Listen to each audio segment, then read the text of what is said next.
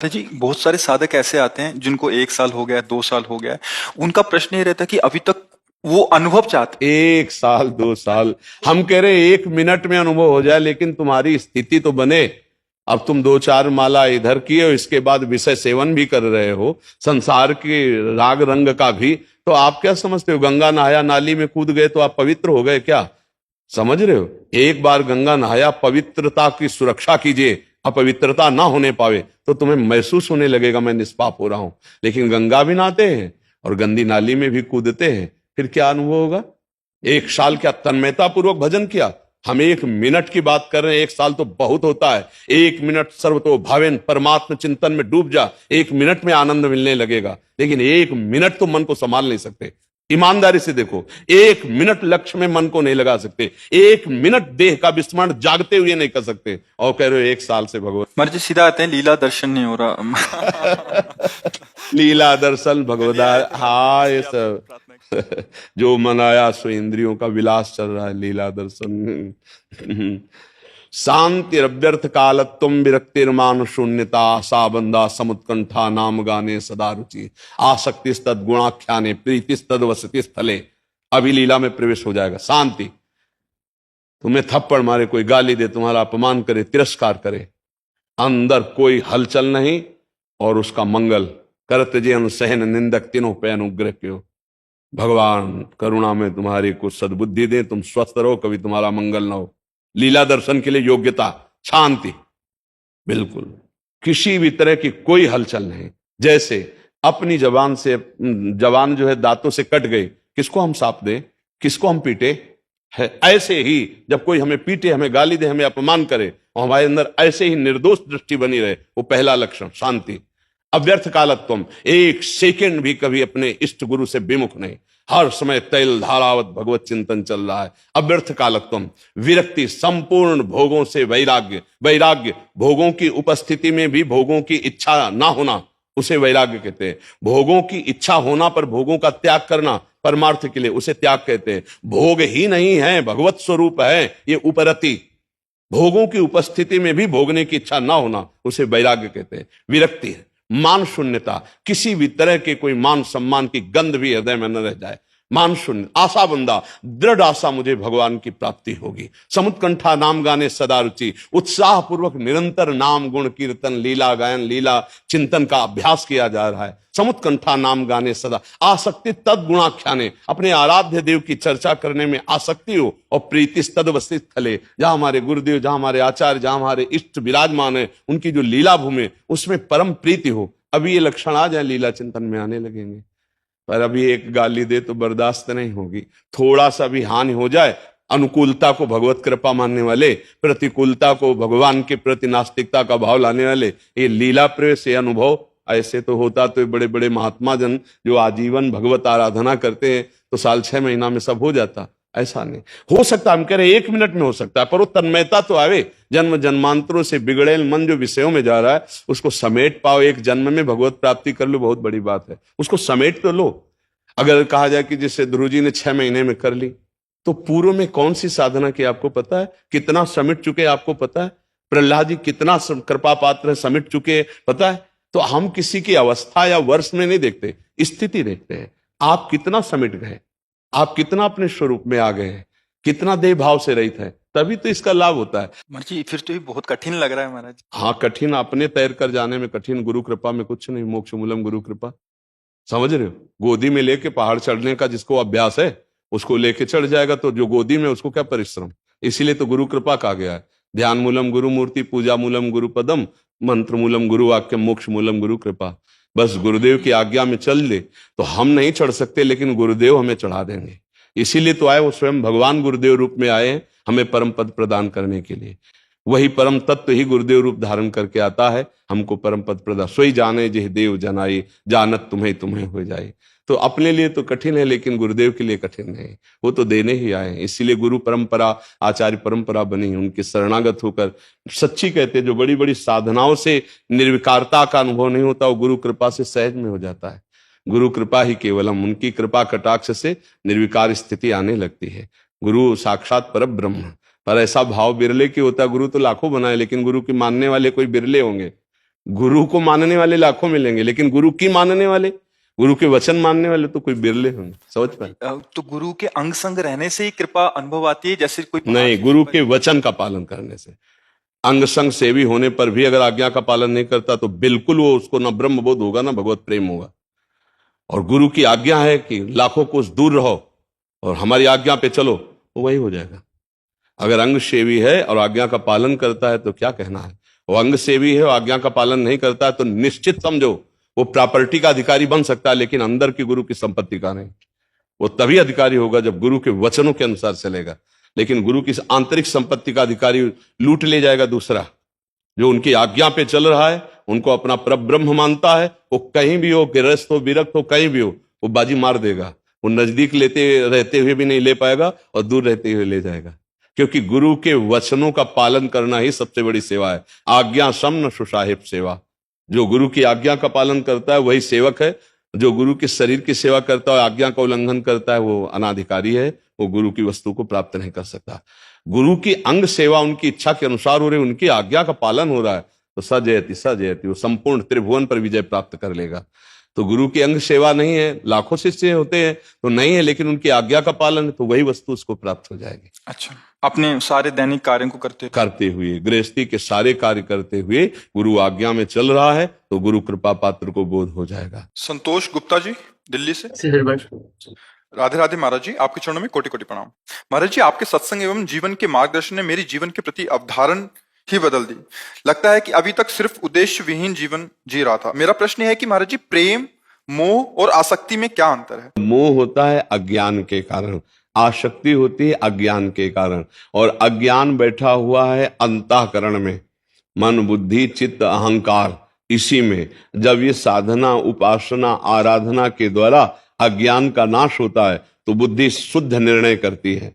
तो जो मोह है वो शरीर और शरीर संबंधियों से होता है। जो आसक्ति है, जो अनुकूल प्रिय रागात्मक वस्तु है, उसमें होती है। वो वस्तु हो सकता है, व्यक्ति हो सकता है, स्थान हो सकता है, मान्यताएं हो सकती है, पद प्रतिष्ठा, जो भी आसक्ति। और इसी आसक्ति और मोह के बंधन में बंधा हुआ प्रेम को कभी जान ही नहीं सकता। और जो प्रेम होता है वो सच्चित आनंद घन से होता है। शरीरों में जो प्रेम कहा भी जाए उसे काम कहते हैं, उसे आसक्ति कहते हैं, उसे राग कहते हैं, प्रेम नहीं कहते। और विशुद्ध प्रेम जहां काम का किंचन मात्र भी प्रवेश नहीं, वहां से प्रेम प्रारंभ होता है।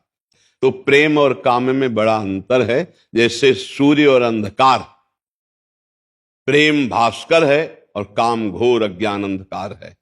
तो अज्ञान अंधकार से युक्त जन प्रेम को तो जान ही नहीं सकते। हाँ, परस्पर स्वार्थ पूर्ति को प्रेम कहते कि हम तुमसे प्यार करते हैं। जहां गुण देख के, रूप देख के, कुछ स्वार्थ देख करके जहां हाथ बढ़ाया जाता है उसे काम कहते हैं। और जहां कोई कामना नहीं होती वहां प्रेम का प्रादुर्भाव होता है। काम और प्रेम बिल्कुल नजदीक नजदीक दिखाई देते हैं। काम और प्रेम नजदीक नजदीक दिखाई देते हैं। कामी पुरुष को भी रात्रि में नींद नहीं आएगी, प्रेमी पुरुष को भी रात्रि में नींद। काम का रंग चढ़ जाए तो तुम्हें भूख प्यास सब खत्म हो जाएगी, प्राण न्यौछावर करने के लिए तैयार हो जाओगे। जेल भरी है इसी से, है ना। बिल्कुल ऐसे ऐसे चल रहे हैं। पहचान अगर सही नहीं हो तो कभी कभी पीतल में भी सोने का भ्रम होने लगता है। तो पीतल और सोना ऐसा, लेकिन जौहरी की दृष्टि में नहीं। तो कहीं कहीं आसक्ति को, राग को, काम को लोग कहते हैं बहुत, देखो ये दो प्रेमी हैं, ये बहुत। नहीं नहीं नहीं, वो पीतल है, सोना नहीं है। सोना जब जौहरी के सामने जाओगे तो पोल खुल जाएगी कि पीतल के दाम अलग होते हैं, सोने के दाम अलग होते हैं। प्रेम एक अलौकिक तत्सुख भावना से जागृत होने वाली अचाह स्थिति है। अब ये यहाँ चाहों की भीड़ लगी हुई कामनाओं की तो अचाह स्थिति का कैसे कोई परिचय प्राप्त कर सकता है? जहां किसी भी तरह की न सोच है, न कोई चाह है, बस तड़पन है। एक तड़पन, जैसे कोई दिल को मसला करे, शायद इसको ही इश्क कहते हो। उर्दू में प्रेम को इश्क कहते हैं। तो पूज्य भाई जी हनुमान प्रसाद पोद्दार जी ने अपने प्रेम दर्शन में लिखा, शायद इसको ही इश्क कहते हो, जैसे कोई दिल को मसला करे।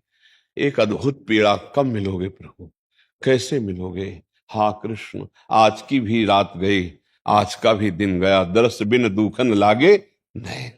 ये प्रेम, वो मतलब अब जब अनिर्वचनीय तो कैसे उसको कोई प्रकाशित करे, तो कैसे करे? देखो एक बात हमारी गांठ बांध लेना, जाना है।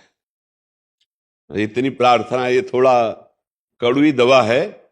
ए जाना है। दूसरी बात, कुछ नहीं साथ में जाला है, शरीर भी नहीं। तो राधा राधा राधा राधा, जो कर रहे हो आराम से करो, गृहस्थी के कार्य। लेकिन राधा राधा बोलने में क्या जाता है? पाप कर्म मत करो, ऐसी पोटरी मत बांधो जो तुम्हें डुबो दे। नहीं, अच्छा कमाओ, अच्छी फसल लगाओ। काहे को बम्बुल की लगा रहे हो? चाहे जितना संभाल के चलोगे कांटा लग जाएंगे। दाख छोहारा आम, इतने इतने सुंदर फसलें क्यों ना बो? तो राधा राधा राधा, दूसरों को सुख पहुंचाओ, अच्छे आचरण करो। भगवान को प्रसन्न करने वाले परहित सरिस धर्म नहीं भाई, दूसरों को सुख पहुंचाने वाले आचरण, जीवन मंगलमय हो जाएगा। प्रेम तो भगवान की कृपा से प्राप्त होता है। प्रेम मिलना और भगवान मिलना दो बात नहीं है। प्रेम ही भगवान है, भगवान ही प्रेम है। प्रेम और भगवान में भेद नहीं, समझ रहे? अरुणेश पांडे जी, गुरुदेव भगवान, आपके चरणों में कोटि कोटि प्रणाम।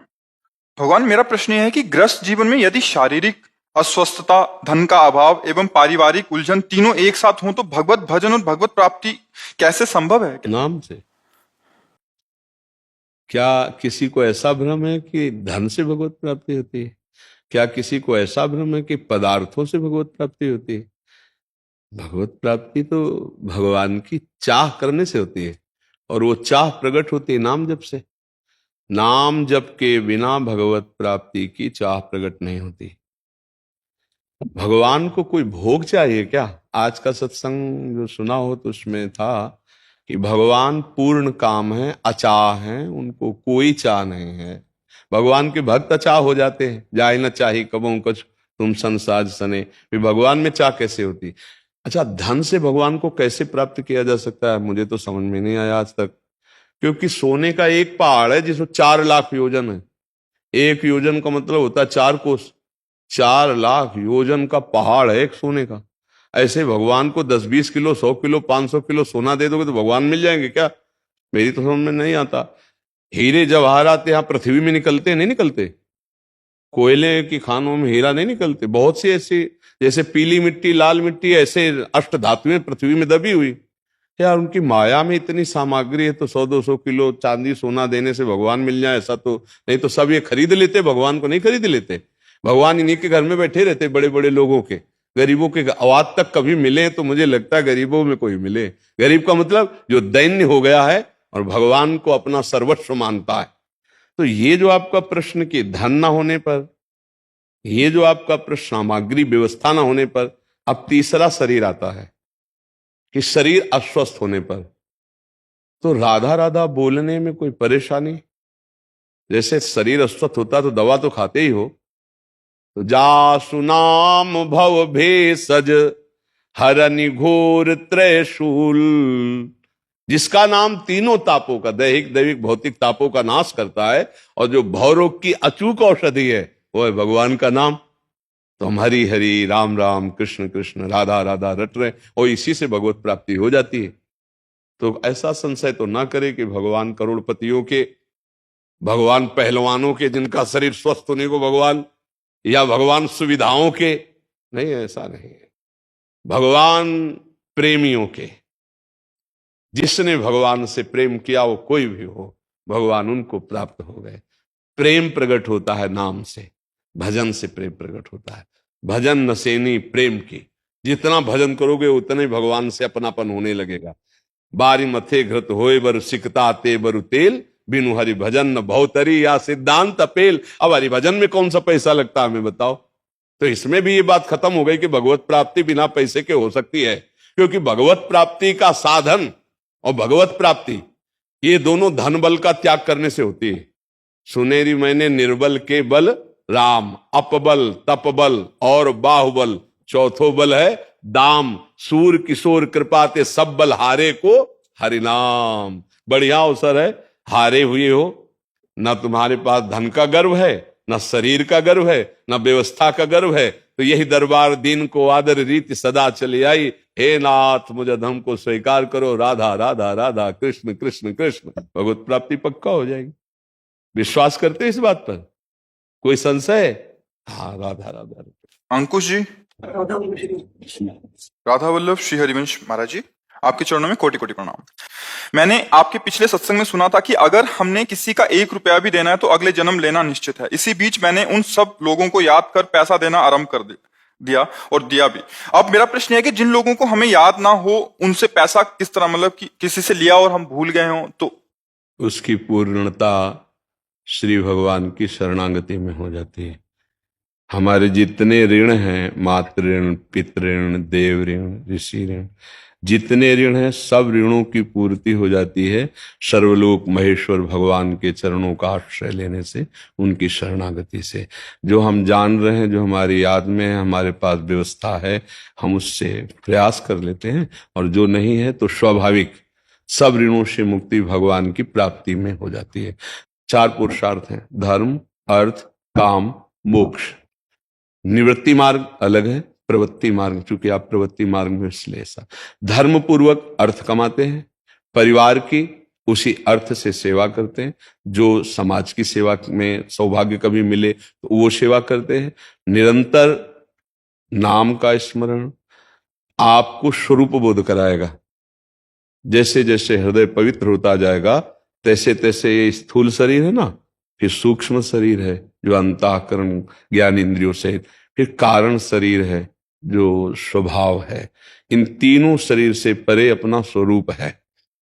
उसका जहां बोध हुआ फिर समस्त बंधनों से मुक्त हो जाता है जीव, या भगवत साक्षात्कार हुआ तो समस्त बंधनों से। बस हमारा संसार का चिंतन छूट जाए, कर्म सब जैसे कर रहे हैं वैसे ही होने, हमारा आंतरिक चिंतन केवल प्रभु से जुड़ जाए, स्वरूप परमात्मा स्वरूप से जुड़ जाए, सब काम बन जाए। आज हमारा चिंतन बिगड़ गया है, देह चिंतन, भोगों का चिंतन, संसार के संबंधियों का चिंतन, मान सम्मान का चिंतन, रुपया का चिंतन, ये सब गलत चिंतन होने लगा है। भगवान कहते मेरी प्राप्ति उसको सुलभ है जो मेरा अनन्य चिंतन करता है। अनन्य चेता सततम यो माम स्मृति नित्यशः तस्याहम सुलभा पार्थ नित्ययुक्तस्य योगिनः। जो मेरा अनन्य चिंतन करता है, हे पार्थ, मैं उसके लिए सुलभ हो जाता हूं, क्योंकि वो मेरे से युक्त हो जाता है। चिंतन जहां है हमारी उपस्थिति वहीं मानी जाती है। देह में चिंतन, भोगों में चिंतन, जगत में चिंतन, तो यहां उपस्थिति, और क्रियाएं सब जगत की हो रही, और चिंतन भगवान का, तो स्थिति भगवान में मानी जाती है। नित्य युक्तस्य योगिना, समझ पा रहे हो? तो भगवान की आराधना मात्र से समस्त ऋणों से जीव मुक्त हो जाता है, फिर उसका आवागमन नहीं होता है। भक्ति ज्ञान अपने स्वरूप का बोध हो जाने पर, जैसे स्वप्न में हमने बहुत से कर्जे लिए थे, बहुत से दान दिए थे, बहुत से शुभ अशुभ कर्म बने थे, जगे तो सब झूठे थे ना, ऐसे ही विशुद्ध ज्ञान हो जाने पर ये फिर जो जागृत स्वप्न सुषुप्ति अवस्थाओं के द्वारा सब ये उससे परे हो जाता है, क्योंकि ये अवस्थाएं तीनों शरीरों की ही केवल है। जागृत में स्थूल शरीर, स्वप्न में सूक्ष्म शरीर, कारण शरीर, सुषुप्ति अवस्था में, और जागृत स्वप्न सुषुप्ति स्थूल सूक्ष्म कारण, तीनों से परे अपना स्वरूप है ये ज्ञान, और तीनों से परे श्री भगवान है। जो परे हैं वही सब में भरे हैं, जो सबसे परे हैं वही सब में भरे हैं। आनंद ही आनंद, बस उनकी आराधना हो जाए तो कोई ऋण नहीं रह जाता। समझ पा रहे आप?